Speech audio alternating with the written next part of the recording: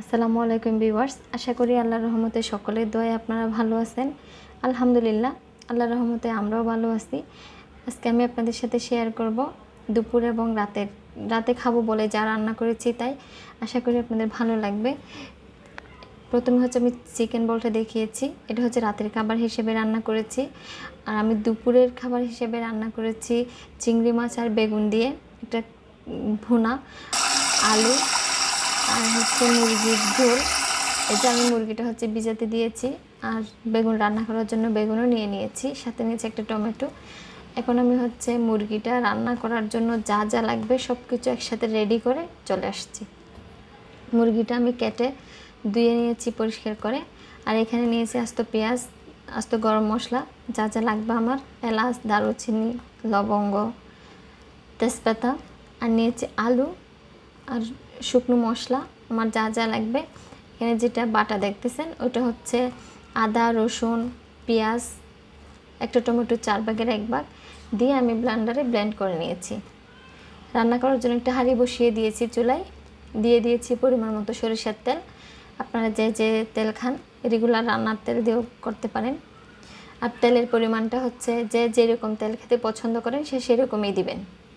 আর এটাতে আমি যে আস্ত মশলাগুলো ছিল ওগুলার পেঁয়াজ দিয়ে হালকা একটু ভেজে নিয়েছি। এরপরে দিয়ে দিয়েছি হচ্ছে শুকনো মশলা। এখানে 1 টেবিল চামচ করে আছে মরিচ, ধনিয়া, জিরা, আর 1 চা চামচ করে আছে হলুদের গুঁড়া, গরম মশলা, লবণ হচ্ছে পরিমাণ মতো। এটা দিয়ে আমি হালকা একটু নেড়ে আমার যে ব্লেন্ড করা ছিল আদা, রসুন, পেঁয়াজ আমি ওই সবটুকুই দিয়ে দিয়েছি। এখানে দিয়ে আমি সব কিছু ভালোভাবে মিক্স করে একটু কষিয়ে নিব, 2-3 মিনিটের মতো কষাবো। আমি ঢেকে দিয়ে একটু পরপর নেড়ে দিব যাতে নিচে লেগে না যায়। এই যে আমি মধ্যখানে দিয়ে একবার নেড়ে দিয়েছি, তেলটা উপরে উঠে আসছে। এই পর্যায়ে হচ্ছে এখন আমি মুরগিগুলো দিয়ে দিব। মুরগিগুলো দিয়ে ভালোভাবে আমি মিক্স করে আবার কষিয়ে নেব। এই ফাঁকে বলে রাখি, আপনারা যদি আমার চ্যানেলে নতুন হয়ে থাকেন আমার চ্যানেলটি সাবস্ক্রাইব করে নেবেন, পাশে থাকা বেল আইকনটি বাজিয়ে দিবেন। এতে করে হবে কি, আমি নতুন কোনো ভিডিও দিলে আপনাদের কাছে নোটিফিকেশন চলে যাবে। আপনারা যদি কেউ ফেসবুক থেকে আমার ভিডিওটি দেখে থাকেন তাহলে লাইক, ফলো দিয়ে দিবেন, তাহলে আমি কোনো নতুন ভিডিও দিলে আপনাদের কাছে নোটিফিকেশন যাবে। প্লাস একটা লাইক দিতে ভুলবেন না। এই যে এটা আমি ভালোভাবে মিক্স করে মশলার সাথে আবার হচ্ছে কষাবো 4-5 মিনিটের মতো। কষানোর পর আমি পরে আলুটা দিব। আর এখানে আমি ভাত বসিয়ে দিয়েছি। আমি তরকারি যেহেতু রান্না করতেছি, তরকারি খাওয়ার জন্য তো ভাত লাগবেই।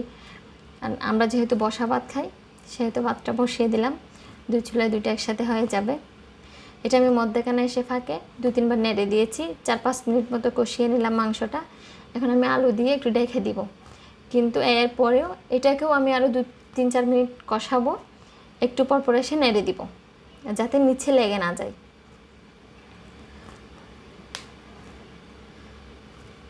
এই যে আমি কিন্তু এখানে ফাঁকে 2-3 বার নেড়ে দিয়েছি। এখন কিন্তু আমি পরিমাণ মতো ঝোল দিয়ে দিব, যে ঝোলটা যেরকম রাখতে পছন্দ করেন, যে যেরকম খেতে চান। আমার পানিটা হচ্ছে মোটামুটি গরম পানি। আমার চুলা যখন খালি ছিল তখন আমি একটু পানি দিয়ে রাখছিলাম যাতে আমার রান্নাটা একটু তাড়াতাড়ি হয়, সহজ হয় আর কি। গরম পানি দিয়ে রান্না করলে সময়টা একটু কম লাগে। এই যে আমার এদিকে ভাত হয়ে গেছে। যেহেতু আমি বসা ভাত রান্না করব সেহেতু পানির পরিমাণটা বুঝে দিতে হবে। যারা বসা ভাত রান্না করেন এরা তো জানেনই কীভাবে করেন। এই যে পানিটা যখন টেনে আসছে, গায়ে গায়ে পানি আসে, এই পর্যায়ে হচ্ছে আমি ভালোভাবে উপর নিচ করে নেড়ে দিয়ে ঢাকনা দিয়ে চুলাটা একদম ছোটো করে দিব। আমার 5-7 মিনিট লাগবে ভাতটা ফুটতে। আচ্ছা, এখন হচ্ছে আমি আমার ভাত হয়ে গেছে। এর মধ্যে আমি ভাতটা নামিয়ে মাংসটা ওই চুলায় দিয়ে এখানে হচ্ছে আমি বেগুন, এই যে আমার মাংসটা এই চুলায় দিয়ে দিয়েছি। মাংসটাও প্রায় হয়ে গেছে। ধনেপাতা দিয়ে দিয়েছি। ধনেপাতা যে যে পছন্দ করেন এরা দিবেন, যদি খেতে কেউ পছন্দ না করেন তাহলে বাদ দিতে পারবেন, এটা পুরোপুরি অপশনাল।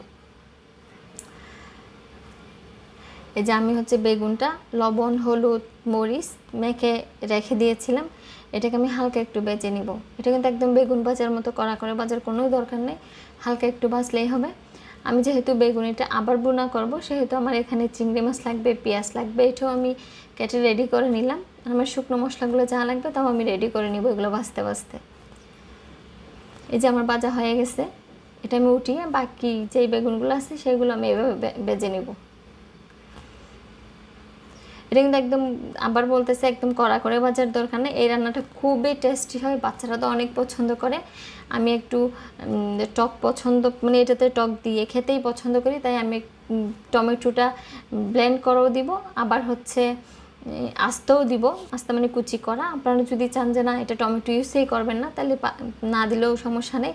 তবে টমেটো দিলে টেস্টটা অন্যরকম হয়, একটু টক টক টাইপের অন্যরকম একটা টেস্ট হয়। আমার কাছে খেতে ভালো লাগে। আমি আসলে সাধারণত যেভাবে রান্না করি, আমরা খাওয়ার জন্য যেটা করতেছি সেটাই আমি আপনাদের সাথে শেয়ার করতেছি। আমি এখানে হালকা একটু পেঁয়াজ আর হচ্ছে চিংড়ি মাছগুলো ভেজে নিচ্ছি। এটা আসলে বেশিক্ষণ ভাজার দরকার নাই, চিংড়ি মাছটা একটু কালার চেঞ্জ হয়ে আসলে আমি নামিয়ে নিব। আপনারা না নামিয়ে এক পাশে রেখে চাইলে একসাথে এটাও করা যাবে, কিন্তু আমি নামিয়ে নিচ্ছি আমার সুবিধার্থে। আমি এখানে হালকা একটু তেল দিয়ে দিলাম। তেল দিয়ে এখানে হচ্ছে আমি টমেটো আর পেঁয়াজ শুধু ব্লেন্ড করছি, ব্লেন্ড করে এটা দিয়ে দিলাম। আপনারা যদি এখানে আদা রসুন খেতে পছন্দ করেন তাহলে একটু আদা রসুন অ্যাড করতে পারেন, কিন্তু আমার এই রান্নাটাতে আদা রসুন আমি পছন্দ করি না পার্সোনালি, তাই আমি দিই নাই। যেখানে শুকনো মরিচ সব কিছু হচ্ছে আধা চা চামচ করেই আছে, একদম সব কিছু আধা চা চামচ করেই আছে এখানে। আমি ওইটা দিয়ে যেই টমেটো আর হচ্ছে পেঁয়াজের মিক্স, ওইটার সাথে ভালোভাবে মিক্স করে এটাকে কষিয়ে নিব, যাতে মশলার যে একটা গন্ধ থাকে এটা চলে যায়। এরপর আমি টমেটো কুচিটা দিয়ে দিলাম। আগে থেকে যে আমি ভেজে রেখেছি পেঁয়াজ, চিংড়ি মাছ, তারপর বেগুন, ওইটা দিয়ে দিচ্ছি। ওইটা দিয়ে এখন আমি সব কিছুর সাথে ভালোভাবে মানে মেখে নিব। মেখে বলতে কি ভালোভাবে মিক্স করে নিব আর কি। এটা কিন্তু ভালোভাবে হলো আলতো হাতে করতে হবে, যেহেতু বেগুনগুলো ভাজা, বেগুনগুলো যাতে ভেঙে না যায় ওটা খেয়াল রাখতে হবে। এই দেখেন, এখানে হালকা একটু আমি পানি দিয়ে দিছিলাম, এটা আসে নাই কোনো কারণে, মানে হালকা একটু পানি দিয়ে দিছি, যে ব্লান্ডারের যে জগটা ছিল ওটা ধুয়ে।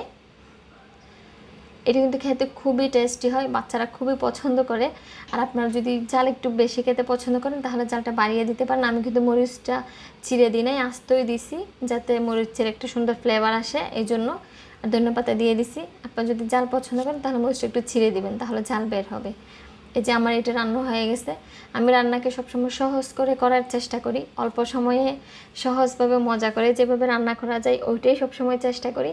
আমি চেষ্টা করব সেটাই আপনাদের সাথে শেয়ার করতে। আমি জানি সবাই রান্না পারি, আমরা সবাই যারা খেতে পছন্দ করি এরা রান্নাও করতে পারি। এক একজনের রান্না সবসময় এক এক রকম হয়। আমি জাস্ট একটা ধারণা দিলাম, আমি যেভাবে রান্না করি সেটা আপনারা আপনাদের মতো করেই রান্না করবেন। আমার মতো করে রান্না করলে টেস্টটা হয়তো আমার মতো আসবে। যে আমার দুপুরের রান্না বান্না শেষ হয়ে গেছে, খুব সিম্পলভাবে রান্না করছি। এই যে ভাত, হ্যাঁ, এখন আমার রান্নার কাজ মোটামুটি শেষ। আমরা আজকে এই দুটো দিয়েই খাবো চিন্তা করছি, কিন্তু আরও আছে। এই যে একটু পরে দেখলাম পাশের বিল্ডিং থেকে ভাবি আমার জন্য অনেক কিছু রান্না করে পাঠাইছে। ভাবিকে পার্সোনালি থ্যাঙ্কস। রান্নাগুলো খুবই টেস্ট। আমি কিন্তু অলরেডি টেস্ট নিয়ে নিছি প্রথমে। এটা হচ্ছে মুরগি আর আলুর জাল ফ্রাই, খুবই টেস্টি হয়েছে। এখানে একটা আমি নতুন খাবার খাইছি, এটা আমি আগে কখনো খাই নাই। এটা ডাঁটা শাক দিয়ে লেবু পাতা দিয়ে। এই খাবারটা আমার কাছে পার্সোনালি খুবই মজা লাগছে, আমার আগে কখনো খাওয়া হয় নাই, আমি আজকেই প্রথম খেলাম। আর এখানে ভাবির নিজের গাছের পুঁই শাক দিয়ে ডাল দিয়ে রান্না করছে। হচ্ছে তিতা করলা ভাজি, এটা হচ্ছে শুটকি ভুনা, শুটকি আর আলু দিয়ে ভুনা, খুবই টেস্ট হয়েছে। এখন আমার ছেলেকে আমি খাইতে দিব, সে বলতেছে সে আন্টির তরকারি খাবে, এই জন্য আন্টি সব কিছুই একটু একটু নিচ্ছে। সে খাক না খাক, প্লেটে নিতে হবে এর। যাই হোক, সে শাকটা খুবই পছন্দ করছে, 2 রকমের শাকেই মাশাআল্লাহ সে একটু খাইছে। এই যে আমাদের দুপুরের খাবার।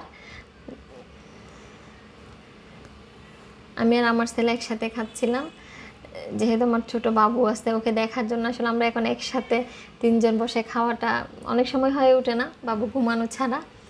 এখন আমাদের দুপুরে খাওয়া দাওয়া শেষ, আমরা রেস্ট নিলাম। পরে হচ্ছে বিকেলে আবার রান্না করতে চলে আসছি। এখানে আমি রান্না করছি চিকেন বল।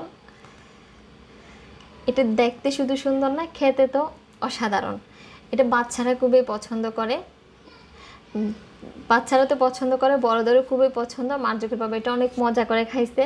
বাসায় যখন একটা কিছু তৈরি করবেন সেটা যখন সবাই অনেক মজা করে খাবে, তখন আসলে যে তৈরি করে তার কাছে অনেক ভালো লাগে। এই যে আমি এখানে একটা মুরগির বুকের মাংস নিয়ে নিয়েছি। আমার এগুলো সবগুলোই লাগবে না, কিন্তু আমি সব একসাথে কিমা করে রেখে দিব। আমার আজকে যতটুকু লাগবে এটা করতে মুরগির মাংস, আর লাগবে হচ্ছে বাসমতি চাল। এটা বাসমতি চাল দিয়ে করতে হবে, অন্য চাল দিয়ে করলে অত ভালো আসে না।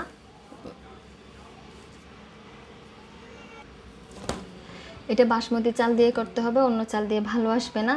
এই যে আমি এখানে কিছু চাল নিয়ে নিয়েছি। চালটা হচ্ছে 2 ঘন্টা আগে ভিজিয়ে রাখতে হবে, তাহলে ভাতটা খুব সুন্দরভাবে হবে। 2 ঘন্টা ধরে ভিজিয়ে পরে ধুয়ে পানি ঝরিয়ে নিতে হবে। এই যে এখন হচ্ছে আমি ওটা এক পাশে ভিজাতে দিয়ে কিমা করতে চলে আসছি। মাংসগুলো আমি স্লাইস করে কেটে নিচ্ছি। আমি যে কিমা করে ওটাতে কিমা করব। আপনারা যদি চান এটাকে পাটায় ফিশে করবেন তাও করতে পারেন, আবার যদি ছুরি দিয়ে কুচি কুচি করতে চান একদম কুচি কুচি সেটাও পারবেন। তবে আমার কাছে একসাথে কিমাটাই হচ্ছে মানে সহজ মনে হয় আর কি, কাজের সময়টাকে বাঁচিয়ে দেয়। এই যে আমি কিমা করার জন্য নিয়ে নিচ্ছি। এখন আমি আমার কিমা করতে সর্বোচ্চ 2 মিনিট সময় লাগবে। সবগুলো কিমা করতে আমার কিমাটা রেডি হয়ে গেছে। দেখেন কত সুন্দরভাবে হয়ে গেছে একটা চাপ দেওয়ার সাথে সাথে। আপনি এইভাবে কিমাটা সংরক্ষণ করতে পারবেন ফ্রিজে। এই যে এখান থেকে আমি মানে যতটুকু আমার লাগবে পরিমাণ মতো কিমা নিয়ে নিয়েছি। দিয়ে দিয়েছি পেঁয়াজ কুচি, ধনেপাতা, কাঁচামরিচ। আমি এখানে যে পুরটা তৈরি করব আপনারা এটা এভাবে করে অনেক কিছুই করতে পারবেন। এটা কিমাটা তৈরি করার যেই প্রসেসটা, এটা দিয়ে আসলে সিঙ্গারা, সমোসা, বার্গার সব কিছুই করা যায়। ওইখানে আমি যা যা দিয়েছি ওটা বলে দিই। ধনিয়া, জিরা, গরম মশলা, আদা বাটা, রসুন বাটা, লবণ, সয়া সস, টমেটো সস, রান্নার রেগুলার তেল। আপনারা যদি রান্নার রেগুলার তেলের পরিবর্তে অলিভ অয়েল দিতে চান সেটাও দিতে পারবেন, আর যদি চান সিসিমি অয়েল ওটাও দিতে পারবেন, যে যেটা খায়। আমি আসলে রেগুলার যে সয়াবিন তেল দিয়ে রান্না করি ওইটাই দিলাম, যাতে সবাই হাতের কাছে যেটা থাকে সেটা দিয়ে সহজে করতে পারে। এটা আমি ভালোভাবে মাখতেছি, কিন্তু অনেক জোরে না। এটা সব কিছু মিক্স করতে হবে, কিন্তু আবার অনেক জোরেও মাখা যাবে না। জোরে যদি আপনি মাখতে চান তাহলে পেঁয়াজ থেকে পানি ছেড়ে দিবে। এই যে এখন এটা যেহেতু আমার গোল করতে হবে বলের মতো, সেহেতু আমি এখানে একটু কর্নফ্লাওয়ার যোগ করতেছি, যাতে এটা বাইন্ডিংয়ের কাজ করে কর্নফ্লাওয়ারটা। এটা দিয়ে আমি দেখতেছি কতটুকু লাগবে। আমার মনে হয় সবটুকুই লাগবে। এখানে আসলে আপনি কিমার পরিমাণটা কতটুকু নিছেন ওটার উপর ভিত্তি করে আপনার কর্নফ্লাওয়ারটা লাগবে। এটা পরিমাণটা আসলে বলে দিলে বা বললে হবে না, আপনি নিজেই বুঝতে পারবেন যখন হচ্ছে হাতে নিয়ে দলা পাকিয়ে দেখবেন, দেখতেছেন যে না খুব সুন্দর করে দলা পাকতেছে, তখন হচ্ছে আপনার বুঝে নিতে হবে আর লাগবে না। আর যদি মনে করেন যে না এখনও নরম আছে তাহলে আপনি আরেকটু যোগ করবেন। বিষয়টা হচ্ছে এরকম। দেখেন এখন আমার রেডি হয়ে গেছে। আমার কিন্তু এটা আপনারা চাইলে 10 মিনিট রেখে দিতে পারেন, কিন্তু রাখার দরকার নাই, সাথে সাথেও করা যায়। এখন আমি এটা যেহেতু রাইস কুকারে করব, রাইস কুকারের যে একটা স্টিমার থাকে উপরে ঝালির মতো, ওইটা আমি নিয়ে নিয়ে ওইটাতে তেল ব্রাশ করে দিচ্ছি। আপনারা যদি চান এখানে কলা পাতাও দিতে পারবেন, স্টিমারেও করতে পারবেন। আমি রাইস কুকারে যেটা ইজিভাবে ওইটাই মানে করে দেখাচ্ছি, বা আমি এটাই করতেছি। এটা হচ্ছে বড় কথা। এই যে এখন আমি কিমাগুলো হাতে নিয়ে একটু বল বল করে চারপাশে হচ্ছে বাসমতি চালটা একটা কোটিং করতেছি। আসলে এটা কোটিং করার জন্য এখানে ডিম বা আদার্স কিছুই লাগবে না। এটা জাস্ট যে মুরগির কিমা ওইটা দিয়ে হচ্ছে আপনি চালের মধ্যে গড়ালে চালটা খুব সুন্দর করে দেখবেন লেগে যাবে। এই যে দেখতেছেন কত সুন্দর করে হয়েছে। এখন এটা আমি এখানে প্রথমে তেল ব্রাশ করার কারণ হচ্ছে এটা যখন রান্না হবে তখন যাতে লেগে না যায়। আমি আরও একটা করে দেখাচ্ছি। এই যে আবার আরেকটু পরিমাণ মতো নিয়ে নিলাম, যে যতটুকু সাইজ করতে চান। এটা যে একদম আমার মতো সাইজ করতে হবে এরকম না, আমার মতো হলে দেখতে কদম ফুলের মতো ভালো লাগবে। আপনি চাইলে একটু বড় করতে পারেন, চাইলে একটু ছোট করতে পারেন, এটা সম্পূর্ণ নিজেদের পছন্দ অনুযায়ী। এই যে চালটা কিন্তু খুব ভালোভাবে লাগছে। এটা বাসমতি চাল দিয়ে করলে হয় কি, চালটা যেহেতু একটু লম্বা হয় দেখতে সুন্দর হয়, মানে ফুলটা হচ্ছে দেখতে অনেক সুন্দর হয়। মূল কথা হচ্ছে এটা অন্য চাল দিয়ে করলে অতটা ভালো হয় না। এই যে আমার সবগুলো করা শেষ। এখন আমি এটা রাইস কুকারে বসিয়ে দিব। রাইস কুকারে বসিয়ে আমার 10 থেকে 15 মিনিট অপেক্ষা করতে হবে। এটা আপনি রাতের খাবার, বিকালের নাস্তা, সকালের নাস্তা সব কিছুতেই দিতে পারেন। বাচ্চারা যখন একঘেয়েমি খাবার খেতে খেতে বিরক্ত হয়ে যায়, তখন আপনি নতুন একটা কিছু করে দিবেন, তখন দেখা যাবে ওরা অনেক মজা করে খাবে। এই যে আমি রাইস কুকারে দিয়ে দিলাম।